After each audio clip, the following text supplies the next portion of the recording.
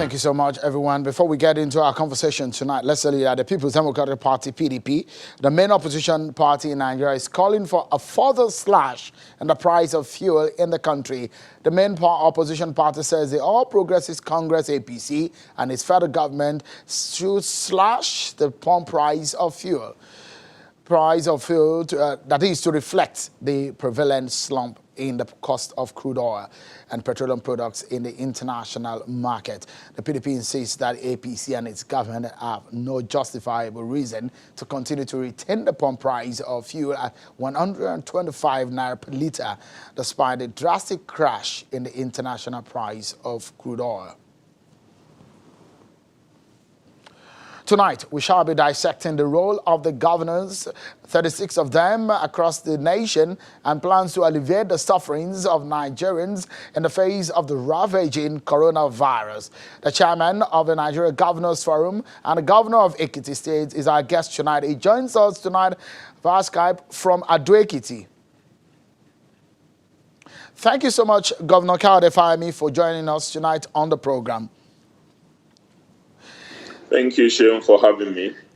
32 states have confirmed case of coronavirus. On behalf of your colleague governors, how concerned are you with the spread of this disease, which was confirmed on Nigerian soil about 5 weeks ago?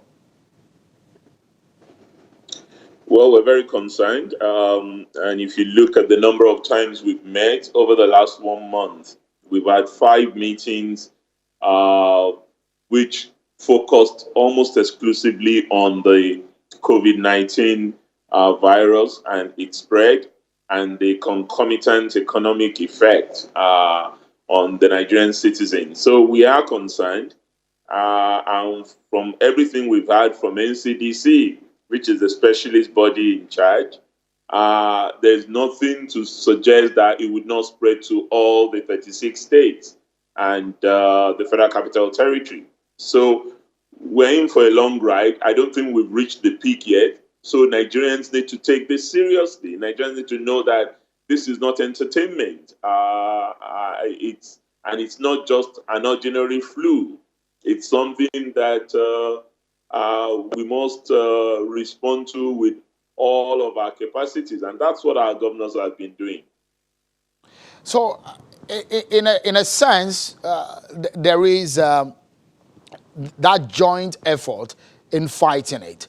But the question is, in some states, they are asking for more testing. For example, in Ekiti State, what is the capacity in your state to test the people of your state for the virus? You're right about testing, Sheung. The capacity in Ekiti State is 0. We don't have any testing capacity.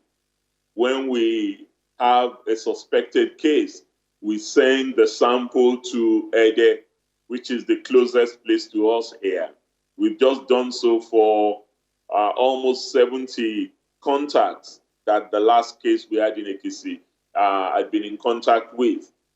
Sometimes we even send to Abuja.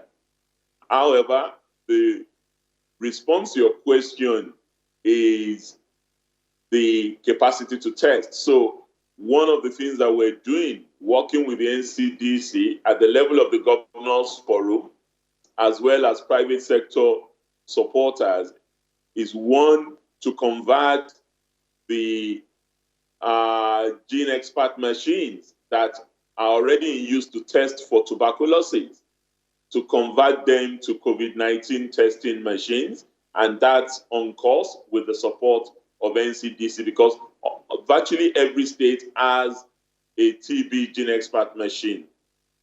2, NCDC is trying to ramp up the number of places where testing could happen. So states like Plateau have come on stream, Rivers has come on stream. I understand Borno and Sokoto would also come on stream, in addition to Kaduna and Ebonyi that had come on stream recently. Edo has added more testing places to Irua, which has been there for a long time. And our plan in the governor's forum is to ensure that all states have testing capacity ultimately. For now, it is true that we're not testing enough. I think we've only had about 8,000 tests from the records of NCDC. And if we have 8,000 tests and we already have over 600, almost 700 of them testing positive, if you extrapolate from that, a worrisome number, if we had to deduce what's going to happen with our 200 million population.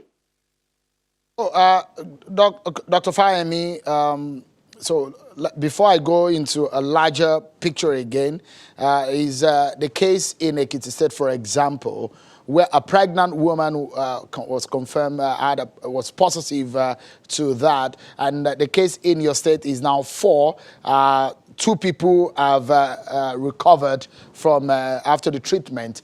What effort are you, because you're looking at the lockdown, are you reviewing your lockdown policy or order in the state? Oh, well, we haven't reviewed our lockdown order. We have another week to go of our lockdown order. We're actually tightening our border control, which is what was responsible for the entry of the person who tested positive recently in Ekiti State.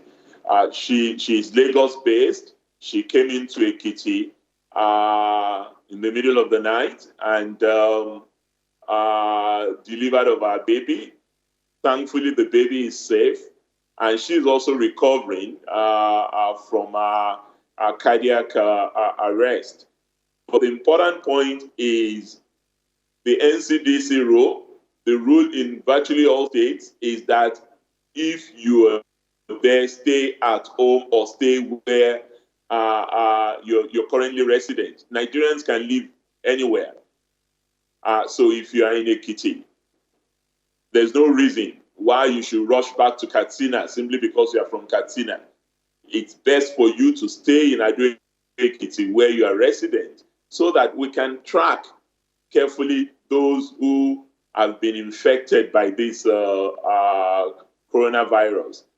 The person that was infected, that we confirmed the infection in Ekiti, has been in contact with about 70 people. And thankfully, a lot of those people have now tested negative, but we don't know the number of people, that is the secondary contacts that have been made by those who are infected by this person. And that's where the challenge lies. That's what is responsible for community spread. And the only way to restrain community spread is to ensure that people do not move around unrestricted. Social distancing is critical. Staying at home helps. Of course, there are implications to that. Okay. Let's take a breather, Governor Fayemi. But when we come back, there are some very important issues to discuss tonight. There is the stabilization fund, 150 million that was supposed to have been released to pay salaries and on FAC across the state. We'll discuss whether or not it has been released, and of course, the compulsory wearing of the face mask across the southwestern state. That's next on the program, everyone. Join us again. Thank you so much, everyone, for staying with us on the program. Governor Kayode Fayemi, Chairman, Governors Forum of Nigeria, and the Ekiti State Governor has been talking to us. He's our guest tonight on the program. He's joined us via Skype from Ado-Ekiti. Thank you so much for talking to us tonight, Governor Fayemi. Let me come to Ekiti also before I go back to some more national issues. You said you were targeting 20,000 households in the palliatives that you wanted to give. How many of that have you been able to give to the people of Ekiti State? We targeted 20,000 households in our first phase of palliatives. We've actually given palliatives to almost 40,000 houses now in Ekiti. Households. So, I mean, because you have a population of over 2 million people, almost 3 million, 2.8 million as at the last count in Ekiti State. In Ado-Ekiti alone, you have over 400,000 people living in that state. How effective is a palliative that you're giving to the people, knowing for where we have loads of very calm and rustic communities in the interiors of Ekiti State? Have it really reached the poorest of the poor in the state? Well, Sean, let's be clear. We are not giving everybody palliatives. We're only focused on the most vulnerable segment of our population. And we've tried to reach those persons via a number of vehicles. Our local governments have undertaken the first phase of it, but we've not stopped there. We've also focused on reaching them through the associations, NURTW, the artisans, the people with disabilities, churches, mosques. We've used very critical segments, traditional rulers, so people who we were not able to reach via their households, we were able to reach via their associations, because we know that some of those in the associations have suffered loss of income. And even though they may not be qualified to be described as vulnerable and poor, in the period that they've been at home without any means of livelihood, because most of them are daily paid, we felt we owe them a responsibility to provide palliatives for them as well. And it's not over yet. We're still giving palliatives as I speak across the length and breadth of our state. So are you able to pay salaries at this time? Because most of the workers are at home at this time. In Ekiti State, we have not missed a single salary payment since I became governor, and we do not intend to miss. We're paying salaries. The backlog of those who are being owed, the arrears of owed salaries before you came into office, have those been cleared? Well, not all of it, and I'm sure the workers in Ekiti understand why we have not cleared all of it. We have limited resources that we're focusing on ensuring that we keep them at work. And when we have additional resources to clear the backlog, we will do that. We are very open and transparent in the process of allocating resources in the state. And everybody knows what we get from our federation account allocation, our internally generated revenue. We all know where that goes in Ekiti State. I mean, have you at some point within this coronavirus period felt perhaps this is the most difficult period of your career as a politician or as a leader? Well, life is full of challenges. I don't want to exaggerate the difficulties that we are currently confronting. But in every adversity, Sheung, there is always an opportunity. You may have read an article I wrote for the papers over the weekend, pointing to opportunities that we need to seize as leaders, as governors, in order to ensure that we do things differently, we save on cost of governance, we refocus our economy to sectors that would produce more value for money and also produce a sense of self-worth for our citizens, rather than continue any exclusive focus on oil, which is a wasting asset. And we've seen that the price has been going south over the last month as a result of this COVID-19 challenge. So I see in the difficulty a number of opportunities that we must seize. Not only, I mean, I know it's a difficult time being a governor. I mean, in fact, it's a difficult time being a human being across the world. Every human being on the surface of the planet now is facing that challenge that coronavirus poses. But we have just about less than 2 minutes to the end of the show tonight. Governor Fayemi, I'd like to get your thoughts on 2 issues, and you help me tackle them. The first is the stabilization fund of $150 million that was promised by the president that it will be released, and was said to it was scheduled to be released in 72 hours. You are the chairman of the Governors Forum. Has it been released?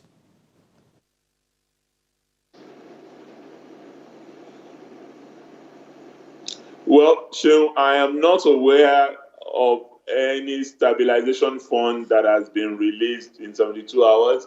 What I heard from the Honorable Minister is that $150 million has been approved by Mr. President to augment the June FARC allocation, which is likely to be very, very reduced, probably almost zero. I mean, you've seen the difficulty that oil prices are experiencing around the world. So it's a no-brainer. You don't need to be a rocket scientist to know that we may not even have 200 billion naira to share at FARC in June. And we're talking about June because, you know, oil is sold 3 months ahead. So the ones that have been sold before now may have given us resources that is not as bad as it is. But we have FARC tomorrow, and we will see what comes out of FARC tomorrow. I don't have any expectation that it would be as robust as we have experienced in the last 3 months of the year. We will close the show now, Governor Fayemi, and just in about 10 or 15 seconds, are the people of Ekiti State ready for the compulsory wearing of the face mask as agreed by the Southwest governors? Well, yes. What the Southwest governors agreed basically is that when you go out, you must wear a face mask. And we're thinking inwards. We are utilizing our own local resources. Our women, our tailors are producing Ankara face masks, which is being produced locally here in Ekiti and made available to people who are desirous of going out of their homes. Remember, there is a lockdown. If you are not on essential duty, you are really not expected to go out except on the free day we give, which is going to be Thursday this week again. We give one free day for people to restore. Yeah. So yes, we are producing the masks. I guess it's for free. But I must sincerely thank you, Governor Kayode Fayemi, the chairman of the Governors Forum, the Nigerian Governors Forum, and the governor of Ekiti State, his thoughts on the fighting and curtailing the spread of coronavirus in Nigeria. Thank you sincerely for your time tonight on the program. Thank you, Seun, for having me. That's our show for tonight, everyone. Many thanks for watching. I'm Seun Okimale. Bye for now.